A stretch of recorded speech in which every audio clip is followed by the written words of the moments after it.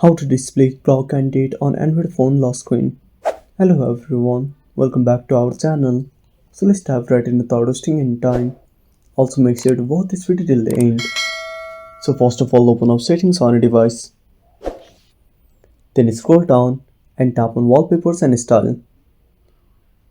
On your device settings, simply go to wallpapers. Now simply tap on lock screen or simply select any of the theme. Now tap on the box. Now select the clock style which have clock and date on it. Now once you're all done, simply tap on apply at the top right corner.